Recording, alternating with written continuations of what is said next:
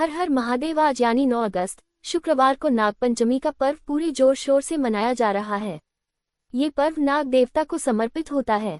इस दिन को भक्त पूरी श्रद्धा और आस्था से मानते हैं।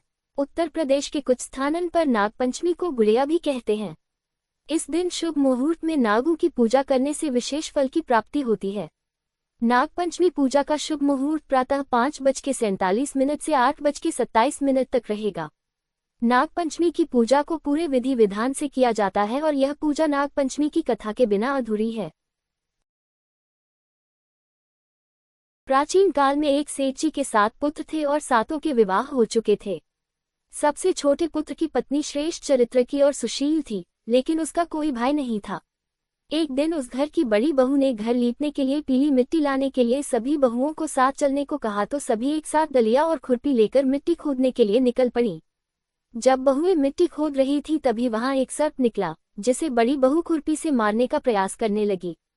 ये देखकर छोटी बहू ने उसे रोका और कहा, ये बेचारा निरपराध है। ये सुनकर बड़ी बहू ने उसे नहीं मारा। तब वो सांप एक ओर जा बैठा। तब छोटी बहू ने उससे कहा, मैं अभी लौट कर आती है, तुम यहाँ से जाना मत। इतना कहकर वह सबके साथ मिट्टी लेकर घर चली गई और कामकाज में फंसकर सर्प से जो वादा किया था वो उसे भूल गई। उसे दूसरे दिन वह बात याद आई तो वो सबको साथ लेकर वहां पहुंची। सर्प अभी भी उस स्थान पर बैठा था, जिसे देखकर छोटी बहू बोली, भैया मुझसे भूल हो गई, उसकी क्षमा मांगती हूँ। तब सर्प बोला, अच्छा तू आज से मेरी बहन है और मैं तेरा भाई, तुझे मुझसे जो मांगना हो मांग ले। वह बोली, मेरा कोई भैया नहीं है, अच्छा हुआ तुम मेरे भाई बन गए। कुछ दिन व्यतीत होने पर वह सांप मनुष्य रूप धारण करके छोटी बहू के घर आया और उससे कहा कि मैं इसका दूर के रिश्ते का भाई हूँ, बचपन में ही बाहर चला गया था। उसके विश्वास दिलाने पर परिवार के लोगों ने छोटी को उसके साथ भेज दिया। उसने मार्ग में बताया कि मैं वही सर्प हूँ, इसलिए तू डरना मत और जहाँ चलने में कठिनाई हो वहाँ मेरी पूंछ पकड़ लेना। छोटी बहू ने वैसा ही किया और इस प्रकार वह उसके घर पहुँच गई। सर्प के घर के धन ऐश्वर्य को देखकर वह चकित हो गई। इस तरह से वो उसके घर में रहने लगी। एक दिन सर्प की माता ने उससे कहा, मैं एक काम से बाहर जा रही हूँ, तू अपने भाई को ठंडा दूध पिला देना। उसे इस बात का ध्यान नहीं रहा और उसने सांप को गर्म दूध पिला दिया, जिससे उसका मुख जल गया। ये देखकर सर्प की माता को गुस्सा आ गया, परंतु सर्प के समझाने पर वह चुप हो गई। तब सर्प ने कहा कि बहन को अब उसके घर भेजना चाहिए। तब सर्प और उसके पिता ने उसे बहुत सा सोना, चांदी, जवाहरात, वस्त्र भूषण आदि देकर घर पहुंचा दिया। इतना ढेर सारा धन देखकर बड़ी बहू उसने जलने लगी और कहने लगी कि तेरा भाई तो बड़ा धनवान है, तुझे तो उससे और भी धन लाना चाहिए। सर्प ने जब ये वचन सुना तो उसने सब वस्तुएं सोने की लाकर दे दी। ये देखकर बड़ी बहू ने कहा, इन वस्तुओं को झाड़ने की झाड़ू भी सोने की होनी चाहिए। तब सर्प ने झाड़ू भी सोने की लाकर दे दी। सर्प ने छोटी बहू को हीरा मणियों का एक अद्भुत हार दिया, जिसकी प्रशंसा उस राज्य की रानी ने भी सुनी और वो राजा से बोली कि सेठ की छोटी बहू का हार मुझे चाहिए। राजा ने मंत्री को आदेश दिया कि उससे वह हार तुरंत ही ले आओ। मंत्री ने सेठ जी से जाकर कहा कि महारानी जी छोटी बहू का हार पहनेंगी, वह हमें दे दो।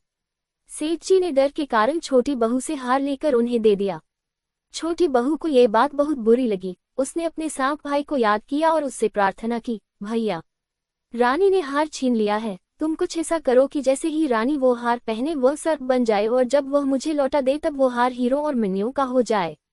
सर्प ने ठीक वैसा ही किया।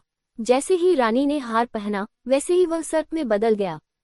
ये देखकर रानी चीख पड़ी और डर गई। ये देखकर राजा ने सेठ के पास खबर भेजी कि छोटी बहू को तुरंत भेजो। सेठ जी स्वयं छोटी बहू को लेकर राजा के दरबार में उपस्थित हुए।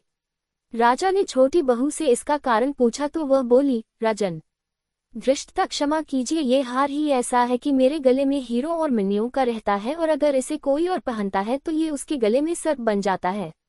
छोटी बहू ने जैसे ही उसे पहना वैसे ही हीरो मणियों का हो गया। ये देखकर राजा ने प्रसन्न होकर उसे बहुत सी मुद्राएं भी पुरस्कार दिया। उसके धन को देखकर बड़ी बहू ने ईर्ष्या से उसके पति को उसके विरुद्ध भड़काया, जिस कारणवश पति ने अपनी पत्नी के आचरण पर शक किया। तब वह स्त्री फिर से अपने सर्प भाई को याद करने लगी। उसी समय सर्प ने प्रकट होकर कहा, यदि मेरी धर्म बहन के आचरण पर किसी ने संदेह प्रकट किया तो मैं उसे खा लूंगा। ये सुनकर छोटी बहू का पति बहुत प्रसन्न हुआ और उसने सर्प देवता का सत्कार किया। कहते हैं उसी दिन से नागपंचमी का त्योहार मनाया जाता है और स्त्रियां सांप को भाई मानकर उसकी पूजा करने लगीं।